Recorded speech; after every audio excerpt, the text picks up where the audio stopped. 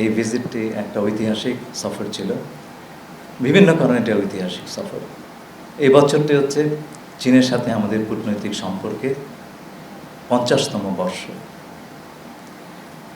5 দশক ধরে চীনের সাথে আমাদের সম্পর্ক ক্রমাগতভাবে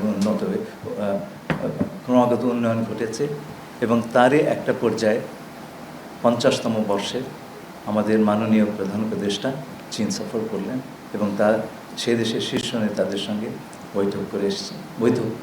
অত্যন্ত ফলপ্রসূ বৈঠক করেছেন। আরও একটি কারণে আমি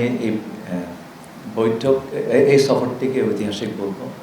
আগামী কয়েক দশকে সম্পর্ক বাংলাদেশ এবং চীনের দ্বিপাক্ষিক সম্পর্ক একটা অত্যন্ত শক্তিশালী পাটাতনে দাঁড় করে দিয়েছেন আমাদের এই দুই দেশের শীর্ষ দুই নেতা। এ বিষয়ে আমি দুটো প্রধান স্তম্ভের কথা বলবো। প্রথম স্তম্ভ হচ্ছে পানি সম্পদ এবং দ্বিতীয়টি হচ্ছে শিল্পায়ন। আমরা নদীমাতৃক দেশ এবং আমাদের জীবনযাত্রা পানির ওপর বহুলাংশে নির্ভরশীল। প্রকৃতির এবং পরিবেশের যে পরিবর্তন আগামী 50 বছরে তার কী প্রভাব বাংলাদেশের জনগণের ওপর পড়বে সেই কনসিডারেশনে আমাদের প্রধান উপদেষ্টা চীনের সাথে পানি সম্পদ নিয়ে দীর্ঘ, বিস্তৃত এবং গভীর আলোক করেছেন এবং বাংলাদেশের রিভার সিস্টেম এগুলো সংরক্ষণ করতে পারি, ব্যবহার করতে পারি, এই বিষয়ে চীন আমাদের জন্য একটা অত্যন্ত বড় দৃষ্টান্ত। তারা এইসব বিষয়ে পৃথিবীতে অগ্রগণ্য ভূমিকা পালন করেছে। আপনারা তাদের বিভিন্ন প্রজেক্টগুলো দেখলে, বিশাল বিশাল প্রজেক্টগুলো দেখলে বুঝতে পারবেন। এই বিষয়ে মাননীয় প্রধান উপদেষ্টা প্রেসিডেন্ট শি জিনপিংয়ের সহায়তা চেয়েছেন এবং তারাও সর্বাত্মক সহযোগিতা দেবার প্রত্যয় ব্যক্ত করেছেন। এর পরপরই তিনি চীনের পানি সম্পদ মন্ত্রীর সঙ্গে সাক্ষাৎ করেন এবং সেই সাক্ষাতের সময় চীনের সবচাইতে যারা প্রথিতযশা পানি বিশেষজ্ঞ আছেন তারা সকলেই উপস্থিত ছিলেন। তিনি মাননীয় প্রধান উপদেষ্টা আগামী 50 বছরে বাংলাদেশের পানির যে চাহিদা এবং সেই চাহিদা পূরণের কী কী উপায় হতে পারে সেই নিয়ে বিশদ আলোচনা করেছেন এবং চীনা পক্ষ তাতে আমাদেরকে সব ধরনের সহযোগিতার প্রতিশ্রুতি দান করেছেন। এর ভিতরে রয়েছে নদীর পানি সংরক্ষণ, বন্যার পূর্বাভাস, বন্যা নিয়ন্ত্রণ সহ বিভিন্ন বিষয়। এ প্রসঙ্গে আমি তিস্তা নদীর যে প্রকল্প সেটার কথা উল্লেখ করব। এই প্রকল্পটা আগেই হয়েছিল এবং এতে আমরা চীনা প্রতিষ্ঠানগুলোর অংশগ্রহণের জন্য আগ্রহ ব্যক্ত করেছি এবং তারাও এই বিষয়ে ইতিবাচক প্রতিক্রিয়া দেখিয়েছেন। আপনারা এর প্রতিফলন দেখতে পারবেন জয়েন্ট স্টেটমেন্ট। দ্বিতীয়ত হচ্ছে শিল্পায়ন। আপনারা সকলেই জানেন দেন শিয়াওপিং যখন চীনে বিস্তৃত এবং গভীর সংস্কার সাধন করলেন তার একটা প্রধান উদ্দেশ্য ছিল ফরেন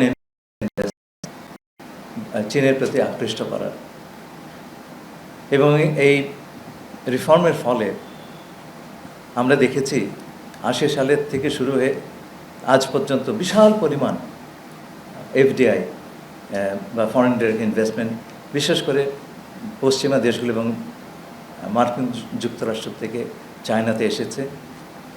যে সমস্ত কারণে এই বিনিয়োগগুলো পশ্চিমা দেশগুলোর থেকে চীনে এসেছিল সেই কারণগুলোর কারণেই কিন্তু আজ চীনের থেকে ইনভেস্টমেন্টগুলি অন্যান্য দেশে চলে যাচ্ছে। ভিয়েতনামে চলে গেছে অনেকটুকুই এবং তা আমাদের দেশে আমরা আকৃষ্ট করবার চেষ্টা করছি।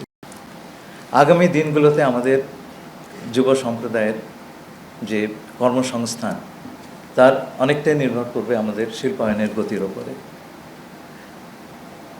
মাননীয় প্রধান উপদেষ্টা প্রেসিডেন্ট শিকে সরাসরি আহ্বান জানিয়েছেন চীনা প্রতিষ্ঠানগুলো যাতে বাংলাদেশে এসে তাদের কারখানা স্থাপন করেন, এবং প্রেসিডেন্ট শি সাথে সাথে জবাব দিয়েছেন যে বিষয়টি তিনি ব্যক্তিগতভাবে তদারকি করবেন।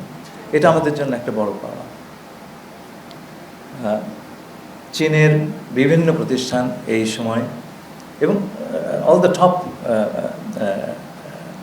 আপনার বিজনেস প্রতিষ্ঠান এই সময়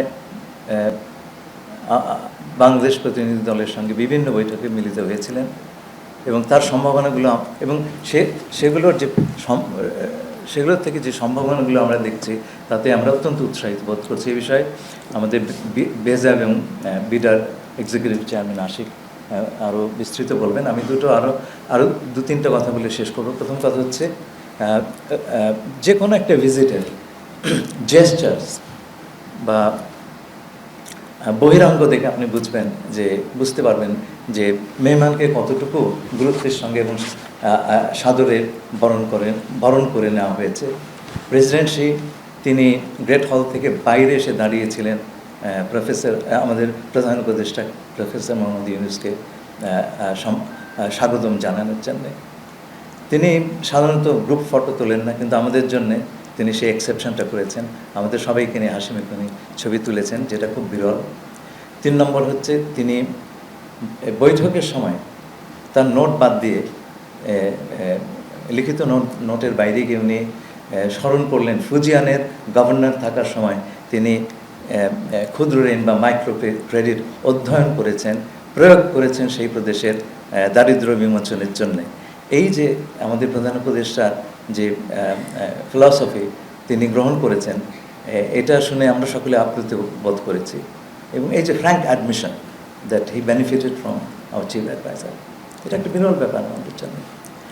আর শেষ কথাটি বলে আমি আশিককে দেব, সেটা হচ্ছে রোহিঙ্গার বিষয়ে। আমরা সেই প্রধান উপদেষ্টা বিষয়টি তুলেছেন, এবং চীন তার সর্বাত্মক সহযোগিতা দেবে, এবং পরিষ্কারভাবে চীন বলেছে যে রিপ্যাট্রিয়েশনের ব্যাপারে তারা তাদের সাধ্যমতো সব রকম চেষ্টা করবে। এটা আমাদের জন্য একটা বড় পাওয়া ছিল।